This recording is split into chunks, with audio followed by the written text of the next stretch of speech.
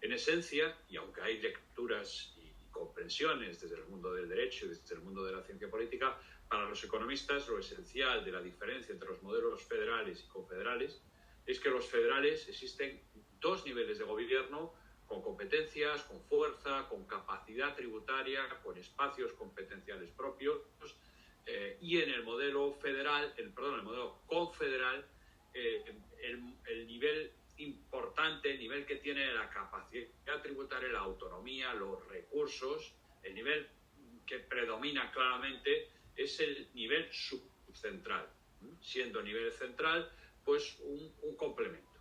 Quizás el mejor ejemplo hoy de una confederación desde el punto de vista financiero y económico sería la Unión Europea.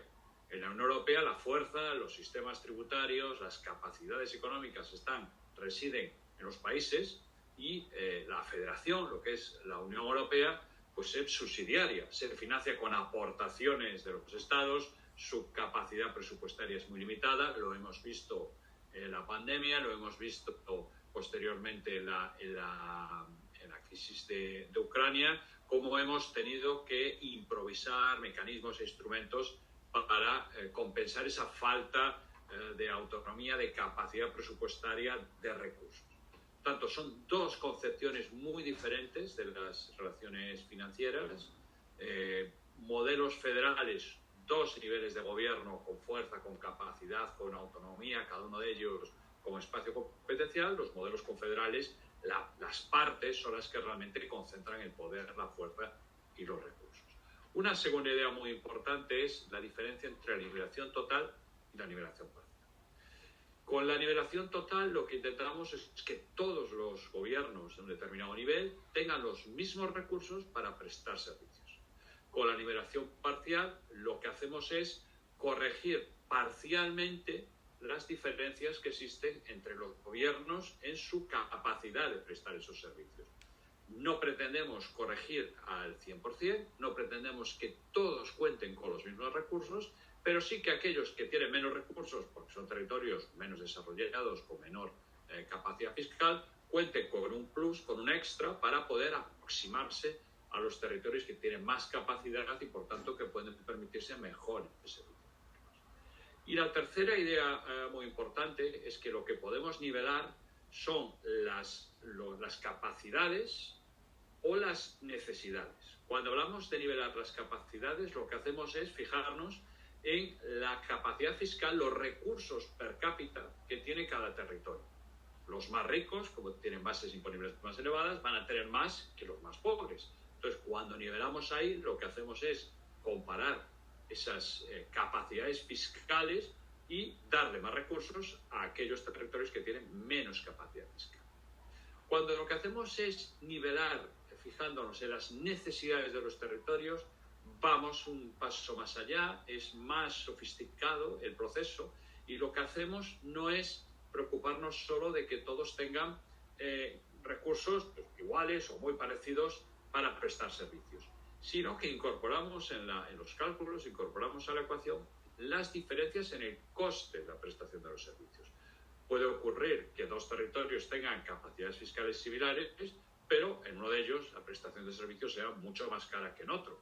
Por tanto, si lo que perseguimos es la nivelación de capacidades, pues no hace falta hacer nada porque tienen capacidades similares o idénticas, pero en cambio si lo que buscamos es nivelar nivelar corrigiendo esos diferenciales para que ambos tengan la misma capacidad real de prestar los servicios públicos, tendríamos que darle más dinero a aquel territorio en el que los servicios son más caros.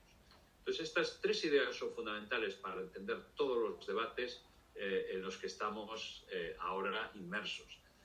¿Qué nos encontramos en el mundo? ¿Qué nos encontramos en la experiencia comparada? Pues de todo. La realidad es que hay de todo. Tenemos Estados Unidos, donde pues no se preocupan por la nivelación interterritorial. Es verdad que hay un gobierno federal fuerte que tiene sus propios programas, pero no existe programas de nivelación como tenemos en muchos países europeos o en el resto de los países federales. Estados Unidos en esto es una excepción. Allí siguen la máxima de cada palo que aguante su vela.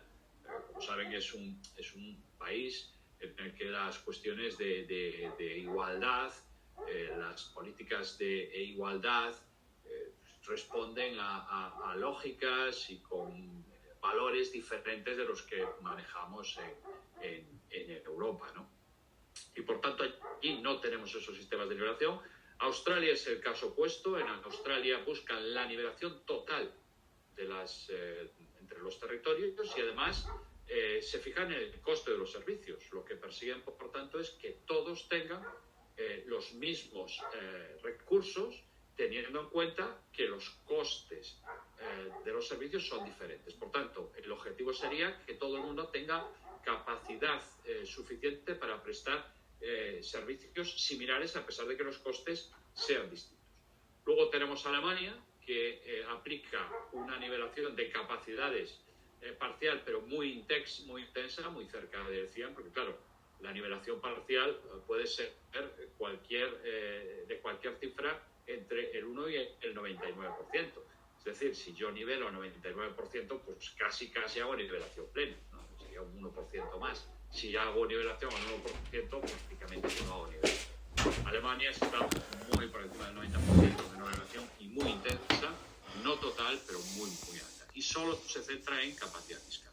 Y el caso de Canadá y Suiza hacen una nivelación parcial también de capacidades fiscales, no se meten en el coste de los servicios y es sustancial, no tan elevada como Alemania, pero por encima del 50%.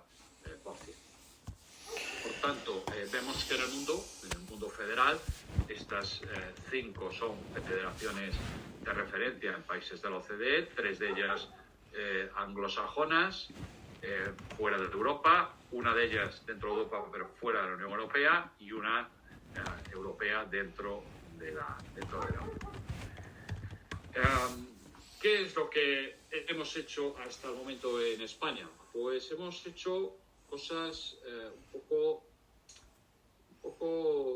no encuentro la palabra, no sé llamarle extraña, original, peculiar.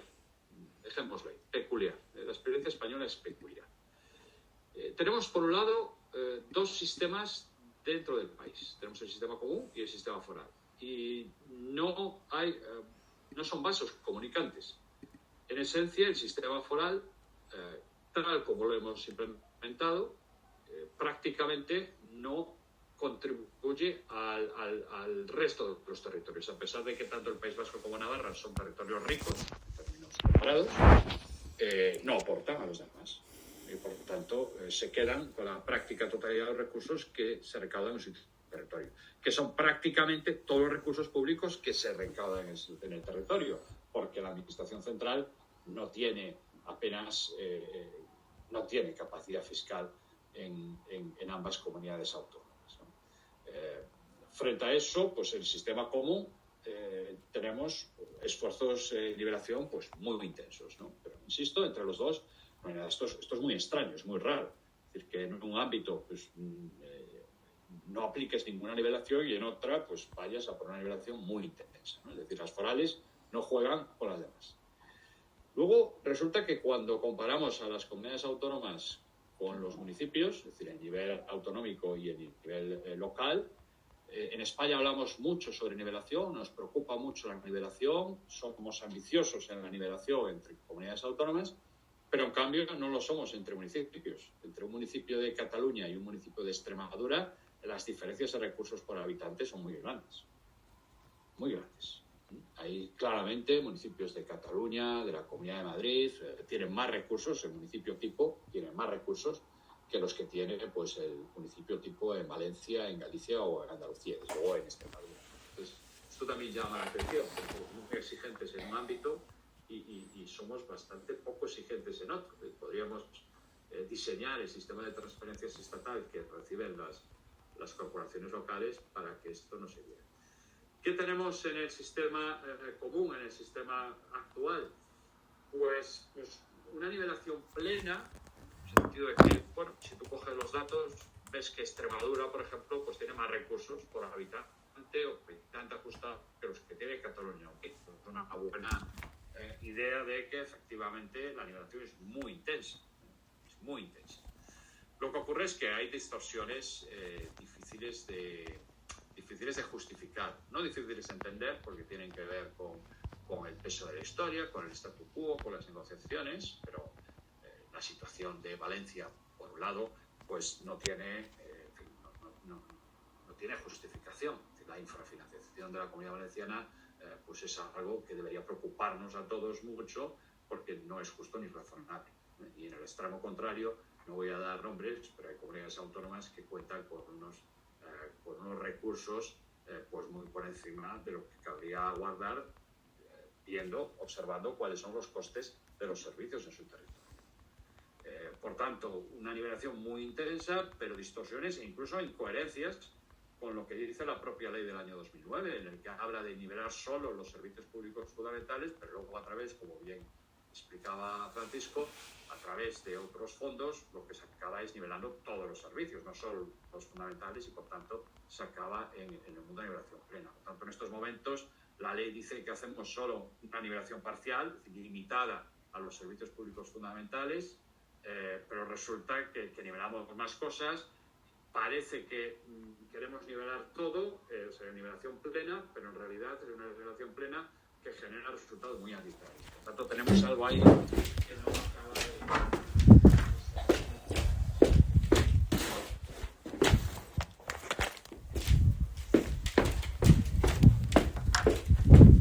El acuerdo RCPSC, ¿qué plantea?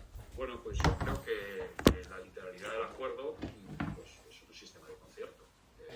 Se concierta la gestión de todos los tributos, se cede todos los tributos a la comunidad autónoma, que será encargada de recaudarlos y de gestionar de manera muy similar a lo que ocurre en el País Vasco o en Navarra.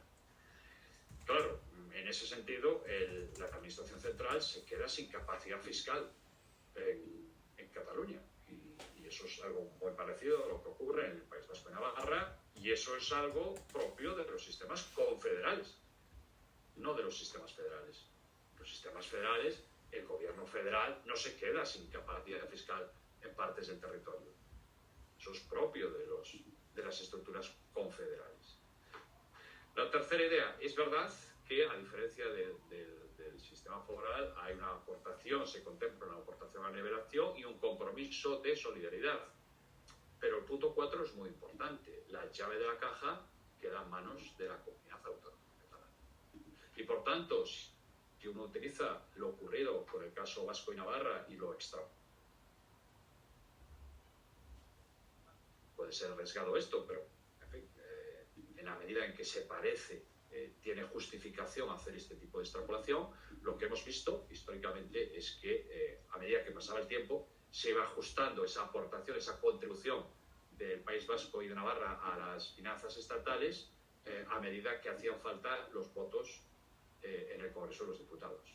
Y por tanto, pues lo que cabe aguardar es que una vez que tengas la llave de la caja y tengas votos importantes para decisiones que se tomen en el Congreso de los Diputados, es que esa aportación pues vaya introduciéndose en el tiempo. Insisto, esto es una lectura y una proyección que hago que por supuesto es discutible, pero bueno, la experiencia del País Vasco y Navarra me hacen pensar que es verosímil que pueda ocurrir esto.